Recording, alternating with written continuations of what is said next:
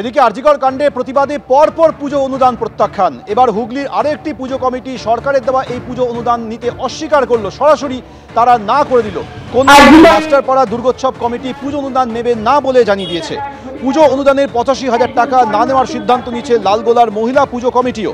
কলকাতা থেকে জেলা আরজিকর কাণ্ডে প্রতিবাদে পরপর রাজ্য সরকারের পুজো অনুদান প্রত্যাখ্যান হচ্ছে। অনুদান চাই না, বিচার চাই স্লোগান বারাসতের সরোজিনী পল্লী উন্নয়ন সমিতির সদস্যদের। রাজ্য সরকারের পুজো অনুদান প্রত্যাখ্যান করেছে জয়নগরের সৃজনী সংঘ। অর্থাৎ একের পর এক পুজো কমিটি এবার সরকারের দেওয়া পুজো অনুদান নিতে অস্বীকার করছে।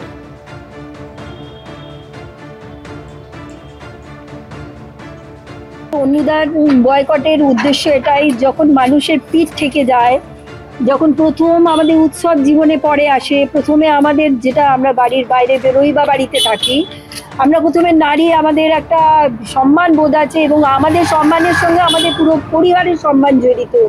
সেই জায়গাটায় যেখানে আঘাত আসছে, তারপরে আমাদের জীবনে উৎসব আনন্দ সব কিছু, এবং সেই জন্যে আমরা প্রথম এই দোষীর শাস্তিটা চাই, যাতে আমাদের মনে এই সংশয়টা না থাকে যে হ্যাঁ, যারা দোষ করে তারা শাস্তি পায়।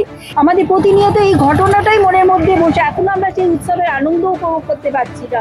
তাই আমরা চাইছি অনুদান নয়, আগে আমরা মানুষ হিসাবে সেই মূল্য, সেই মর্যাদা পাই। সরোজিনী পল্লী উন্নয়ন সমিতির এই পুজো কমিটির একজন মেম্বার।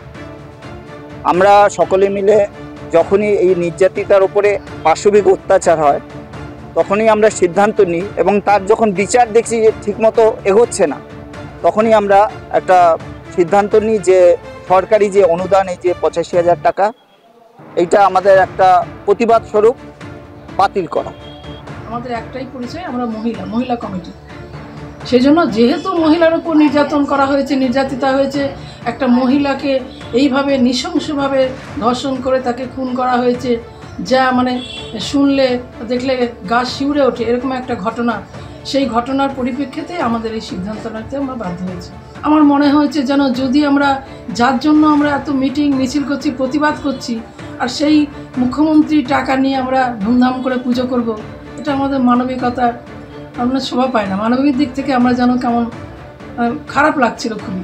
সিদ্ধান্ত আমার একার না, আমরা বসেছিলাম আমাদের কমিটির সঙ্গে বসে সবাই মিলে আমরা এই সিদ্ধান্ত নিয়ে রেজুলেশন করে, রেজুলেশন খাতায় সই করে তারপরে আমরা সিদ্ধান্ত নিতে বাধ্য হয়েছি। আরজিকরে যে মহিলা ডাক্তারটির উপরে যেভাবে ওনাকে খুন করা হলো, তার প্রতিবাদে আমরা এটা নেব না, এবং সরকারের যে নক্কারজনক ভূমিকা, তাকে চাপা দিয়ে দেয়া হচ্ছে, আসল দোষীদের শাস্তি দেওয়া হচ্ছে না, তারই প্রতিবাদে আমরা ক্লাবগতভাবে আমরা সিদ্ধান্ত নিয়েছি।